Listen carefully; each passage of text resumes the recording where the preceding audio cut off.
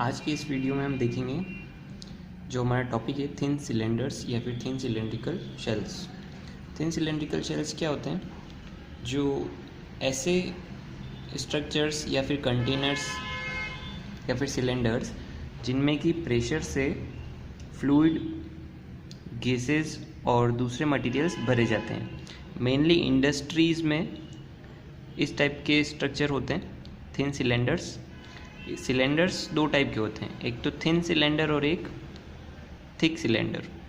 तो आज हम इस टॉपिक में खाली बात करेंगे थिन सिलेंडर्स की। फोटो में जो थिन सिलेंडर्स दिखाए हुए हैं जिनमें कि प्रेशर के साथ गैसेस या लिक्विड या फ्लूइड भरा हुआ होता है, तो उनमें किस तरीके से स्ट्रेसेस लगती है वो सब हम आज इसमें देखेंगे। Thin cylindrical shells are used in engineering works like steam boilers, reservoirs, tanks and gas cylinders etc. मतलब कि जो थिन सिलेंड्रिकल शेल्स होते हैं वो स्टीम के बॉयलर्स में, जो कि इंडस्ट्रीज़ में होता है, रिजर्वोयर्स जिसमें कि बड़ी बड़ी पानी की टंकियाँ होती है, tanks and gas cylinders etcetera में काम में आते हैं। The walls are subjected to pressure from fluid और gases। मतलब कि जो दीवारें होंगी थिन सिलेंडर्स की, उनकी दीवारों पर क्योंकि उसके अंदर प्रेशर के साथ लिक्विड भरा हुआ है या फिर गैसेस भरी हुई है, तो जो लिक्विड है और जो गैसेस है वो उसकी दीवारों पर प्रेशर से एक्ट करेगा। तो मतलब यहाँ पर ये कहना चाह रहा है कि जो दीवारें होती है थिन सिलेंडर्स की, उस पर प्रेशर लगता है किसका? फ्लूइड एंड गैसेस का। तो these shells are of two types. दो टाइप के शेल्स होते हैं, थिन सिलेंडर्स और थिक सिलेंडर्स। तो पहला है thin shells and thick shells. Thin shells का मतलब ये है, सिंपल सी बात है, यहाँ पर जो क्लासिफिकेशन किया हुआ है वो जो मोटाई है सिलेंडर की, जिस चद्दर के वो बने हुए हैं, लोहे के या जिसके भी बने हुए हैं, तो उस शीट की जो थिकनेस है उसके अकॉर्डिंग यहाँ पे इसको दो पार्ट में बांटा हुआ है, थिन शेल्स और थिक शेल्स। थिन शेल्स मतलब कि जो कंपैरेटिवली कम थिकनेस के होंगे या फिर पतले होंगे, और थिक शेल्स वो होंगे जो कि कंपैरेटिवली मोटी चद्दर के या लोहे के मेटल शीट के बने हुए होंगे। तो यहाँ पर उसके लिए कुछ स्टैंडर्ड दिए हुए हैं कि अब हम किसको थिन शेल मानेंगे और किसको थिक शेल मानेंगे। तो थिन शेल्स जो होते हैं उनमें जो थिकनेस होती है वो लेस देन होती है d/10 के। d मतलब सिलेंडर का डायामीटर। तो अगर जो मेटल की थिकनेस है सिलेंडर के, वो अगर उसके डायामीटर बाय 10 से कम है तो वो कहलाएगा थिन शेल। और इसी जगह d/10 की जगह कई बार d/15 भी यूज़ होता है। तो मतलब कि थिन शेल्स क्या होते हैं? जिनकी थिकनेस जो है वो d/10 से कम होती है। और उसी का उल्टा थिक शेल्स में हो जाएगा कि ऐसे शेल्स जिनकी थिकनेस डायमीटर बाय 10 से ग्रेटर देन होती है। ठीक है। फॉर एग्जांपल अगर हम यहाँ देखें कि मान लीजिए किसी भी कोई सिलेंडर है जिसकी जो शीट है, जिस चद्दर का वो बना हुआ है, उसकी थिकनेस है 6 mm और उसका जो डायामीटर है वो है 600 mm। ठीक है। तो ये अब बताएंगे कि ये थिन शेल है या थिक शेल। तो क्या करना होगा हमको? d/10 करेंगे, मतलब कि 600/10 कितना आता है? ये 60। मतलब कि thickness is less than d/10, क्योंकि थिकनेस है हमारी यहाँ पर 6 mm and it is less than d/10। d/10 कितना आया हमारा? 60। मतलब कि यहाँ पर जो थिकनेस है 6 mm वो d/10 से कम है। तो हमारा ये हो गया थिन शेल। ठीक है। अब उसके बाद जो स्ट्रेसेस लगती है, अंदर जो प्रेशर होगा सिलेंडर के अंदर, वो प्रेशर पूरी सारी दीवारों पर यूनिफॉर्मली डिस्ट्रीब्यूटेड होगा। ऐसा नहीं होगा कि किसी पर्टिकुलर पॉइंट पर वो प्रेशर लगेगा। वो प्रेशर जो है वो यूनिफॉर्मली डिस्ट्रीब्यूटेड होगा सारी दीवारों पर इवनली। ठीक है। अब हम बात करते हैं stresses due to internal pressure. मतलब कि जो थिन सिलेंडर्स होते हैं उनमें किस किस टाइप की स्ट्रेसेस लगती है। तो दो टाइप की स्ट्रेसेस इसमें लगती है। पहली जो स्ट्रेस लगती है वो होती है सर्कमफ्रेंटल स्ट्रेस, और इसको दूसरा नाम होता है हुप स्ट्रेस, जिसको कि स्मॉल एफ से डिनोट करते हैं। ठीक है, क्या होती है सर्कमफ्रेंटल स्ट्रेस? पहले डेफिनेशन से पहले मैं आपको यहाँ फिगर में समझाता हूँ। मान लीजिए कि ये हमारा एक सिलेंडर है। अगर ये सिलेंडर, इसके अंदर प्रेशर से गैस या फ्लूइड भरा हुआ है, और उस फ्लूइड या उसके प्रेशर के कारण अगर ये सिलेंडर इस तरीके से हाफ से फट जाता है, इसका ऊपर वाला पोर्शन अलग हो जाता है, नीचे वाला पोर्शन अलग हो जाता है, तो कुछ इस टाइप से हो जाएगा। यहाँ पर ये इस टाइप से यहाँ से फट गया है, तो इस फेस पे जो स्ट्रेसेस लगेगी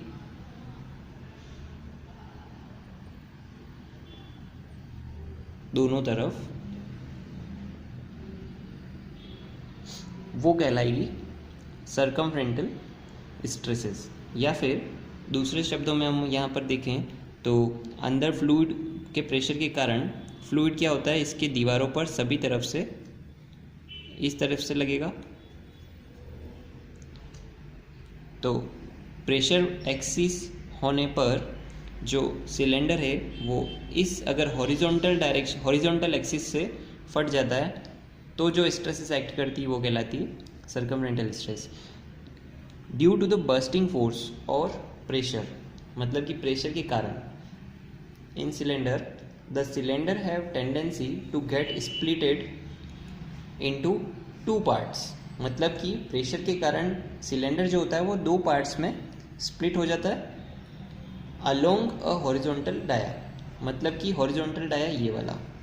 तो इस प्लेन से अगर ये दो पार्ट में बढ़ जाता है तो जो स्ट्रेसेस होगी वो कहलाएगी हुप स्ट्रेस। वापस से देख लेते हैं। Due to the bursting force और pressure in cylinder, the cylinder have tendency to get splitted into two parts along a horizontal dia. The resistance to this action is offered by development of hoop stress.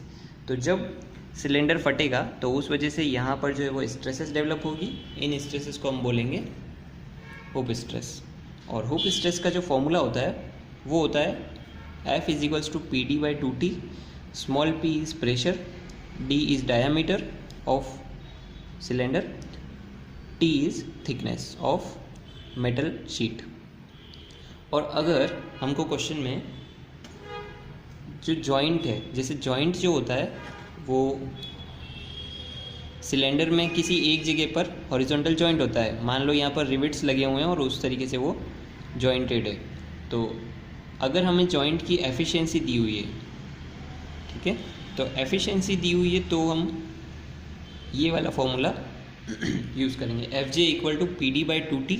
इसमें बस efficiency जो है नीटा वो इसमें यहाँ पर add और आ जाएगी। ठीक है, तो ये था सर्कमफ्रेंटल स्ट्रेस या फिर हुप स्ट्रेस, जिसमें कि जो सिलेंडर होता है वो हॉरिजॉन्टल डायामीटर या फिर हॉरिजॉन्टल एक्सिस से दो पार्ट में स्प्लिट हो जाता है। सेकेंड टाइप की जो स्ट्रेस होती है वो होती है लॉन्गिट्यूडनल स्ट्रेस।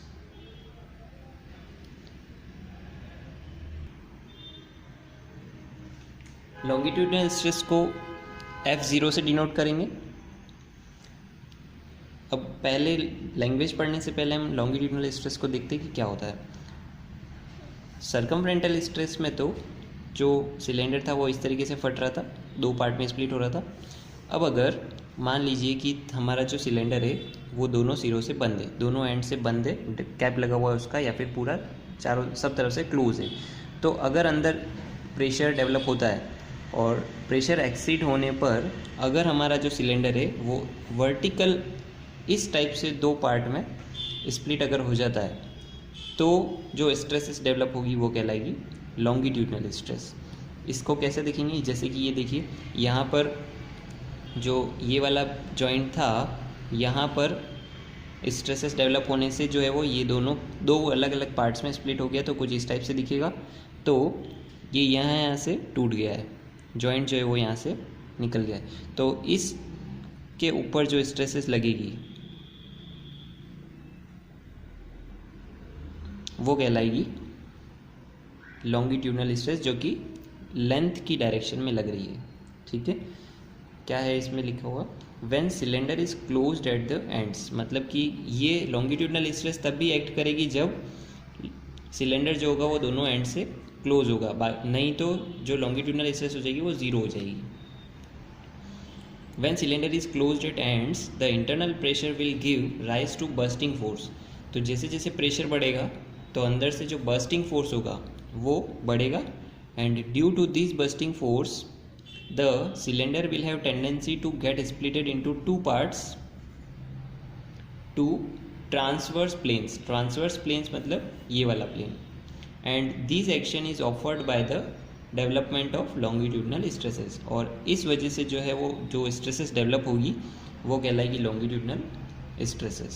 ठीक है, इसका जो फॉर्मूला है वो है F0 is equals to PD/4T, इसमें आता है PD/2T और यहाँ पर आता है PD/4T, और उसी जगह अगर हमें जॉइंट की एफिशिएंसी दी हुई है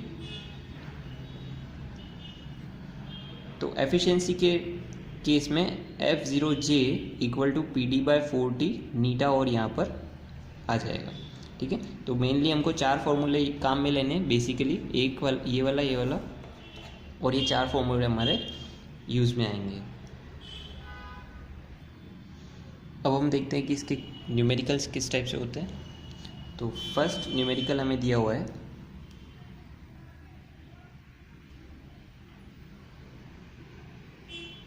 A thin cylindrical shell has an internal dia of 250 mm and is 6 mm thick.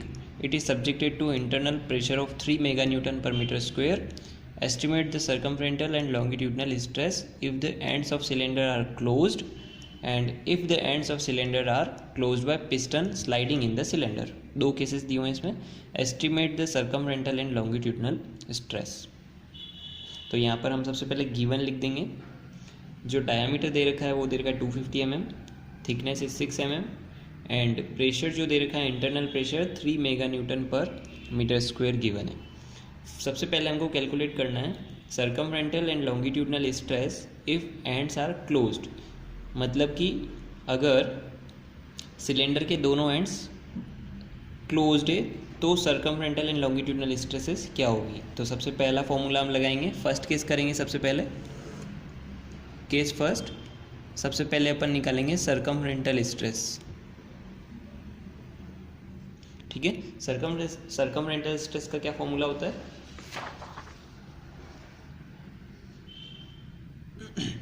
F is equals to PD/2T।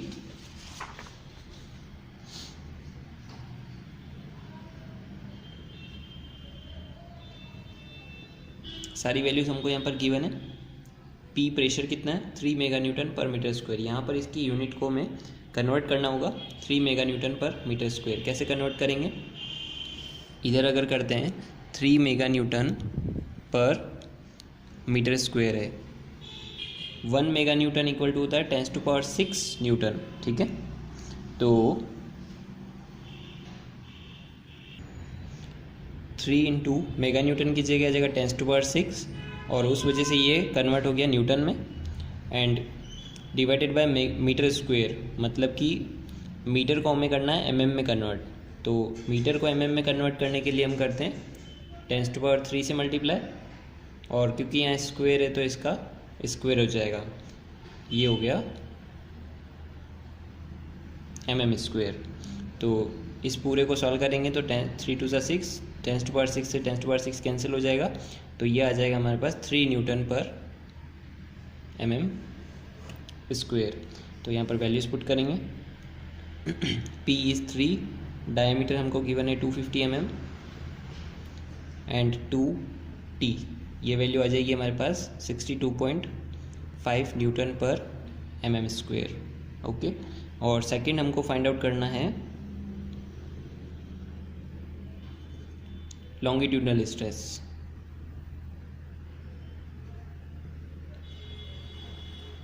Longitudinal stress का फॉर्मूला होता है हमारे पास F is equals to PD/4T। P is 3, diameter is 250, 4 and T, ये आ जाएगा हमारे पास 31.25 न्यूटन पर mm स्क्वायर। तो ये हमारे पास दोनों स्ट्रेसेस आ गई। किस कंडीशन में आई? जबकि दोनों एंड्स आर क्लोज्ड। अब हम सेकंड बात करते हैं, circumferential and longitudinal stress if both ends are closed by sliding piston. Sliding piston का मतलब ये होता है कि जैसे कि हमारा ये एक सिलेंडर है और उसके अंदर एक पिस्टन लगा हुआ है कुछ इस टाइप से, जो कि अंदर बाहर मूव कर सकता है। तो जब अंदर स्ट्रेसेस डेवलप होगी तो क्या होगा कि स्ट्रेसेस के कारण ये पिस्टन, जैसे जैसे स्ट्रेसेस बढ़ेगी ये पिस्टन बाहर की तरफ मूव होता जाएगा। मतलब कि क्या हो गया कि इसमें इस डायरेक्शन में स्ट्रेसेस डेवलप होगी नहीं, क्योंकि जो पिस्टन है वो मूविंग है। तो इसके लिए हमने यहाँ पर देखा था कि अगर लॉन्गिट्यूडनल स्ट्रेसेस के केस में बोथ एंड्स आर क्लोज्ड नहीं होते हैं तो लॉन्गिट्यूडनल स्ट्रेस जो हो जाती है वो ज़ीरो हो जाती है। तो इस केस में हमको क्या करना है कि सबसे पहले लिखते हैं यहाँ पर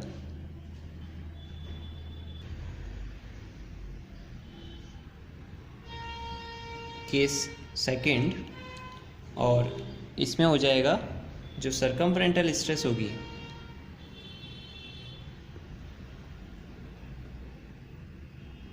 वो तो सेम फॉर्मूला लगेगा, F is to P D by 2T, और ये वैल्यू हमने पहले भी निकाल रखी है तो 62.5। तो इसको तो एज इट इज़ लिख देते हैं 62.5 न्यूटन पर mm स्क्वायर।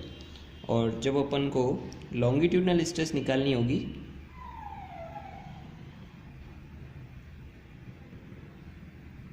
तो लॉन्गिट्यूडनल स्ट्रेस के केस में क्योंकि हमारे जो दोनों एंड्स हैं वो उस पर पिस्टन लगा हुआ है, तो पिस्टन के कारण जो है वो लॉन्गिट्यूडनल स्ट्रेसेस हो जाएगी ज़ीरो।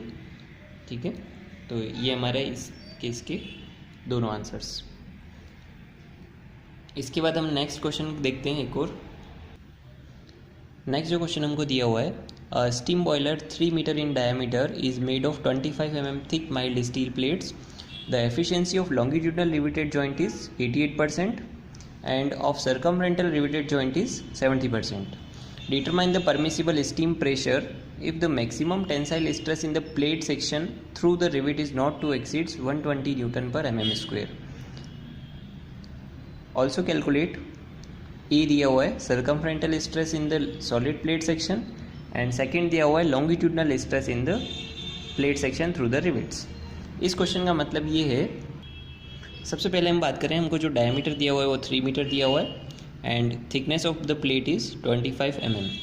उसके बाद लिखा हुआ है कि the efficiency of longitudinal riveted joint is 88% and efficiency of circumferential joint is 70%।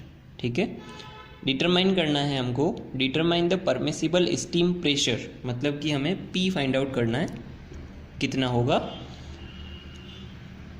If the maximum tensile stress in the plate section through the rivet is not to exceeds 120 Newton per mm square। यहाँ पर हमको जो दिया हुआ है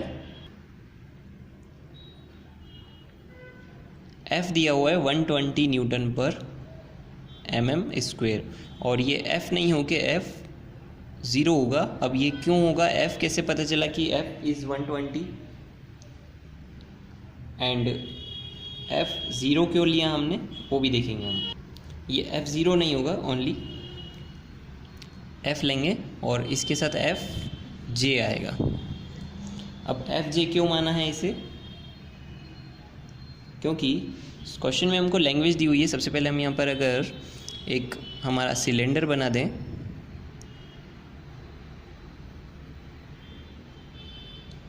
और एक ये वाला सेक्शन होता है और एक होता है ये वाला सेक्शन फेलियर होने के लिए। एक तो यहाँ से जो है सिलेंडर फटता है और एक यहाँ से सिलेंडर फटता है। तो इसमें दिया हुआ है कि if the maximum tensile stress in the plane section through the rivet is not to exceeds 120 newton पर mm स्क्वायर। मतलब कि इस वाले जॉइंट पे यहाँ पे जो रिवेट लगे हुए होते हैं तो इस जॉइंट की स्ट्रेस कितनी देर की 120, और इस जॉइंट की स्ट्रेस को हम बोलते हैं F, जिसको कि हम हुप स्ट्रेस या फिर सर्कमफ्रेंटल स्ट्रेस बोलते हैं। इसीलिए इसको मैंने F लिया है। अगर यहाँ वाली स्ट्रेस दी हुई होती तो हम इसको लॉन्गिट्यूडनल स्ट्रेस में मानते हैं। तो फिलहाल हम इसको एफ जे मानेंगे। और जे क्यों मानेंगे? क्योंकि हमको एफिशिएंसी दी हुई है। तो एफिशिएंसी होती है जब अपन एफ जे मानते हैं। तो पी फाइंड आउट करना है और हमें एफ जे दिया हुआ है। तो एफ जे का फॉर्मूला लगा देते हैं। एफ जे का फॉर्मूला क्या होता है? F J equal to P D by 2t नीटा। हमको p फाइंड आउट करना है, तो बाकी जो है वो उधर शिफ्ट हो जाएंगे। तो हमारे पास फॉर्मूला बन जाएगा p equal to F J 2t नीटा डिवाइडेड बाय d। ठीक है, ये फॉर्मूला हो गया। अब इसमें वैल्यूज पुट करेंगे। एफ जे कितना दिया हुआ है? 120 इंटू 2 इंटू थिकनेस दी हुई है हमको 25 mm इंटू नीटा। अब यहाँ पर देखेंगे कि हमको नीटा कौन सा लेना है। तो नीटा जो होगा वो भी स्ट्रेस के अकॉर्डिंग ही लेंगे। तो एफ जे जो दिया हुआ है स्ट्रेस, ये कौन सी स्ट्रेस दी हुई है? ये वाली। तो यहाँ पर कौन सा जॉइंट है हमारा? लॉन्गिट्यूडनल जॉइंट है। ये वाला होता है सर्कमफ्रंटल जॉइंट और ये होता है लॉन्गिट्यूडनल जॉइंट।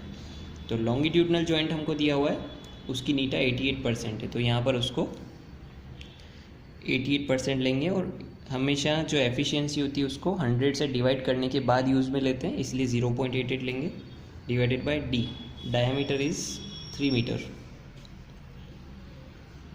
तो इसको सॉल्व करने पर हमको मिलेगा internal pressure which is 1.76 newton पर mm स्क्वायर। ठीक है, अब हमें फाइंड आउट करना है। सेकंड क्वेश्चन में दिया हुआ है ए पार्ट हमें ऑल्सो कैलकुलेट सर्कमफ्रंटल स्ट्रेस